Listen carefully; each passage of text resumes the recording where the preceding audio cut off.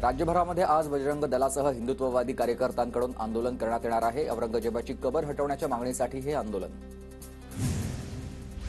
संभाजीनगरमध्ये औरंगजेबाच्या कबरीजवळ पोलिसांकडून कडेकोट बंदोबस्त, फक्त एक व्यक्ती प्रवेश करू शकेल अशी बॅरिकेडिंग आहे। औरंगजेब क्रूर शासक होता, फडणवीसही तेवढेच क्रूर। औरंगजेब आणि फडणवीसांचा कारभार एकसारखाच आहे, काँग्रेसचे प्रदेशाध्यक्ष हर्षवर्धन सपकाळ यांचं हे वक्तव्य आहे। काँग्रेसच्या कृत्यामधून औरंगजेबी वृत्ती दिसते। औरंगजेबाचं उदात्तीकरण करण्याआधी काँग्रेसनं इतिहास वाचावा, हर्षवर्धन सपकाळ यांच्या टीकेवरून उपमुख्यमंत्री शिंदेंचा निशाणा। हर्षवर्धन सपकाळांचं वक्तव्य मूर्खपणाचं आहे। सपकाळांच्याच रक्तामध्ये औरंगजेबी प्रवृत्ती, वैफल्यामधून त्यांची वक्तव्य आहेत। हर्षवर्धन सपकाळांच्या वक्तव्यानंतर प्रवीण दरेकरांचं उत्तर।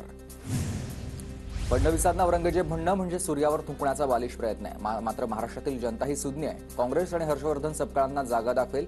फडणवीसांवरील टीकेला बावनकुळेंचं हे उत्तर। छत्रपतींना बदनाम करण्याचं षडयंत्र काँग्रेसच्या माध्यमातून चालू असतं। काँग्रेसनं छत्रपती शिवराय, छत्रपती संभाजीराजांच्या कार्याला महत्त्व दिलं नाही, शिवेंद्रराजे भोसले यांचा गंभीर आरोप। राज्यातील सरकार छत्रपतींचा अपमान करणारं, त्यामुळे शिवेंद्रराजे भोसलेंनी राजीनामा द्यावा, काँग्रेस प्रदेशाध्यक्ष हर्षवर्धन सपकाळ यांचं वक्तव्य। औरंगजेबची कबर नष्ट करण्याची मागणी शिवतारेंची मागणी आहे आणि शिवसेना नेते आमदार विजय शिवतारे यांनी उपमुख्यमंत्री शिंदेंकडे पत्राद्वारे मागणी केली आहे। ठाण्याच्या भिवंडीमध्ये छत्रपती शिवाजी महाराजांच्या मंदिराचं उद्घाटन, मुख्यमंत्री देवेंद्र फडणवीस उपस्थित राहणार। उपमुख्यमंत्री अजित पवार आज रत्नागिरी दौऱ्यावर। अजित पवारांच्या हस्ते कौशल्य विकास केंद्राचं भूमिपूजन आणि शिवसृष्टीचं उद्घाटन संध्याकाळी 4 वाजता। मुंबईत भाजपकडून आज एक दिवसीय कार्यशाळेचं आयोजन, सर्व जिल्हाध्यक्ष आणि नेते उपस्थित राहतील। सकाळी 10 ते सायंकाळी 5 या वेळेत भाजपची कार्यशाळा। प्रशांत कोरटकरच्या जामीन अर्जावर आज सुनावणी, कोल्हापूर जिल्हा सत्र न्यायालयात दुपारी 2:30 वाजता सुनावणी। माझं मन लागत नाही असं जयंत पाटलांनी सांगितलं होतं। जयंत पाटलांच्या वक्तव्यावर हसन मुश्रीफ यांची प्रतिक्रिया। जिल्ह्याच्या विकासासाठी विशाल पाटलांनी आमच्या सोबत यावं, अपक्ष खासदार विशाल पाटलांना भाजपचे नेते चंद्रकांत पाटलांकडून ऑफर। अजित पवार मुख्यमंत्री व्हावे ही आमची अपेक्षा आहे। राज्यातील जनतेनं दादांच्या पाठीशी उभं राहावं अशी आमची मनापासून धारणा आहे, कृषी मंत्री माणिकराव कोकाटे यांचं वक्तव्य। अशोक चव्हाणांचे मेहुणे नांदेडचे माजी खासदार भास्करराव खतगावकर 23 मार्चला अजितदादांच्या उपस्थितीमध्ये राष्ट्रवादीत प्रवेश करणार आहेत। कळवणचे आमदार नितीन पवारांच्या त्रासाला कंटाळून ग्रामसेवकाच्या पत्नीचा विष पिऊन आत्महत्येचा प्रयत्न। आमदार नितीन पवार खोट्या तक्रारी करून घरी अधिकाऱ्यांना चौकशीसाठी पाठवत असल्याचा आरोप आहे। आमदार सुरेश धस यांनी घेतली खोक्या भोसलेच्या कुटुंबियांची भेट, कुटुंबियांना अश्रू अनावर। वन विभागानं नोटीस न देता घर पाडणं कोणत्या नियमानं केलं याचं उत्तर मिळावं, सुरेश धस यांची माध्यमांना प्रतिक्रिया। भाजप आमदार सुरेश धसांनी घेतली ढाकणे कुटुंबियांची भेट, पैसे कितीही लागू दे, उपचार घ्या, उपचारासाठी मदत करण्याचं धसांचं आश्वासन। आणखी एका हत्येनं बीड जिल्हा हादरला, आष्टी तालुक्यामध्ये तरुणाची हत्या केल्याचा आरोप, मारहाणीमध्ये तरुणाचा मृत्यू झाल्याचा कुटुंबियांचा आरोप आहे।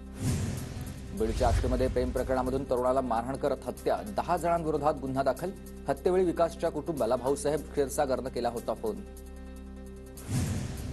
आष्टीतील हत्येच्या घटनेचे फोटो संतोष देशमुखांसारखेच, अंजली दमानी यांचा आरोप। तर धनंजय मुंडेंना तिथेच शरद पवारांनी धडा शिकवला असता तर आज हे घडताना दिसलं नसतं।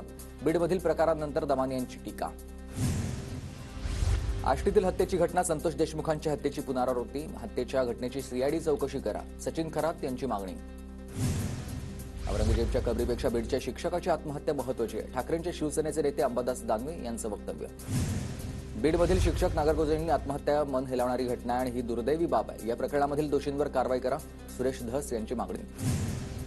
बीड संदर्भात खासदार सुप्रिया सुळे अमित शहांची भेट घेणार आहेत। बीडमध्ये परिस्थिती आधीपेक्षा आता थोडी सुधारली आहे, सुप्रिया सुळेंचं वक्तव्य। 400 वर्षांपूर्वीची कबर खोदायला निघालेत, महाराष्ट्रातील 3000 शेतकऱ्यांच्या आत्महत्या दिसत नाहीत का, संजय राऊतांचा सरकारवर निशाणा। औरंगजेब कबर प्रकरणी सर्वांच्या ज्या भावना आहेत त्याच आमच्या भावना आहेत, आशिष शेलारांचं वक्तव्य। तर संजय राऊतांच्या मेंदूचे 2 तुकडे झालेत अशीही टीका। भाजप आणि आरएसएसचे नेते फक्त दंगली भडकवण्याचं काम करतात, संजय राऊतांचा भाजप आणि आरएसएसवर गंभीर आरोप। संजय राऊत काय बोलतात त्याची मला चिंता नाही, विधानसभेत जनतेनं त्यांना झटका दिलाय, राधाकृष्ण विखे पाटलांची राऊतांवर टीका।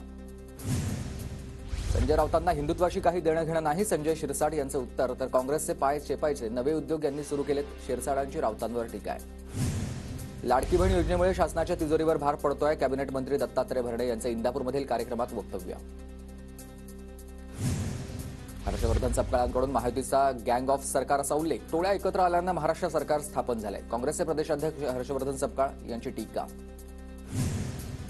रायगडच्या माणगावमध्ये आदिती तटकरेंचे फिक्स पालकमंत्री अशा आशयाचे बॅनर लागले. माणगाव शहर राष्ट्रवादी काँग्रेसतर्फे वाढदिवसाच्या शुभेच्छा देताना हे बॅनर. विधान परिषद पोटनिवडणुकीसाठी भाजपचे 3 उमेदवार निश्चित. संदीप जोशी, संजय केनेकर आणि दादाराव केचेंना उमेदवारी. भाजपकडून सामाजिक समतोल राखण्याचा प्रयत्न आहे. पक्षानं मला संधी दिली याचा आनंद आहे. पक्ष जी जबाबदारी देईल ती पूर्ण ताकदीनं पार पाडेन. विधान परिषदेची उमेदवारी मिळाल्यानंतर संदीप जोशींची प्रतिक्रिया. पक्षानं दिलेला शब्द पाळलाय त्याबद्दल मी पक्षाचा आभारी आहे. विधान परिषदेची उमेदवारी मिळाल्यानंतर भाजपच्या दादाराव केचे यांचं वक्तव्य. उमेश पाटलांना राष्ट्रवादीकडून विधान परिषदेची उमेदवारी मिळण्याची शक्यता आहे. सूत्रांची माहिती. अजित पवार आणि सुनील तटकरेंमधील चर्चेनंतर उमेदवारांची घोषणा होईल. जिशान सिद्दीकींना उमेदवारी देण्यास मराठा समाजामधील नेत्यांचा विरोध. मराठा समाजातील कार्यकर्त्यांनी घेतली आहे. मंत्री नरहरी झिरवाळांची भेट. मराठा समाजाची रिक्त झालेली जागा मराठा समाजालाच मिळावी अशी मागणी. उदय सामंतांचं अभिनंदन. त्यांच्यामुळे राजापूरमधील 2 समाजातील तेढ संपलाय. काल आता आलेल्या कोकणात दंगली घडवण्याचा प्रयत्न सुरू झालाय. राऊतांकडून सामंतांचं कौतुक तर नाव न घेता राणेंवर हल्लाबोल करण्यात आला. मुस्लिम समाजामध्ये शिक्षणाची सर्वाधिक आवश्यकता आहे. नमाज पठणासोबत विज्ञान तंत्रज्ञानाचं ज्ञानही आत्मसात करा. समाजातील मुलं इंजिनियर, डॉक्टर, IAS, IPS बनली तर समाजाला विकास होईल. नागपूरमधल्या कार्यक्रमात नितीन गडकरींचं हे वक्तव्य. माझे दोन्ही पुत्र कर्तृत्ववान हे माझं भाग्य आहे. त्यांनी त्यांचं कर्तृत्व सिद्ध केलंय. माझ्या दोन्ही मुलांना साथ दिली तर जिल्हा समृद्ध होईल. राणेंचं वक्तव्य. निलेश राणे यांचा आदर्श घ्यावा असं त्यांचं काम. निलेश राणेंचं विधानसभेतील कामकाज पाहून मी प्रभावित झालो. उदय सामंतांचं वक्तव्य. ठाकरे गटाचे आमदार हारून खान यांच्या आमदारकीला आव्हान. हारून खान यांनी निवडणूक शपथपत्रामध्ये माहिती लपवल्याचा भारती लव्हेकरांचा आरोप आहे. हायकोर्टात पुढील सुनावणी आठवड्यात होईल. पुढच्या गुढीपाडव्यामध्ये 30 मार्चला पंतप्रधान नरेंद्र मोदी नागपूर दौऱ्यावर असतील. नागपूरच्या मोदींच्या हस्ते संघाच्या माधव नेत्रालयाचं नवीन इमारतीचं भूमिपूजन होईल. जून महिन्यामध्ये नवी मुंबई विमानतळावर उद्घाटन होईल आणि गौतम अदानी यांनीही केली आहे घोषणा. नवी मुंबई विमानतळाचं काम हे जवळपास पूर्ण झालंय. विमानतळाची जबाबदारी अदानी समूहाकडे. चेंबूरमध्ये शिवजयंती उत्साहात. आमदार आदित्य ठाकरेंची उपस्थिती. छत्रपती शिवाजी महाराज प्रवेशद्वार इथं महाराजांच्या अश्वारूढ पुतळ्याला मानवंदना.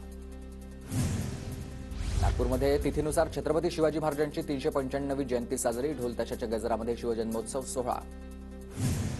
कल्याणमध्ये शिवजयंतीनिमित्त ठाकरेंच्या शिवसेनेकडून अनोखा देखावा. महाराजांचा अपमान करणाऱ्यांचा देखावामधून जाहीर निषेध. सोलापूरकर आणि कोरटकरच्या बॅनरवर चाबकाचे फटके.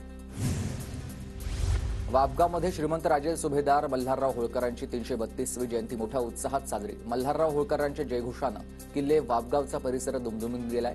इतिहासप्रेमींनी किल्ले वापगाववर हजेरी लावली.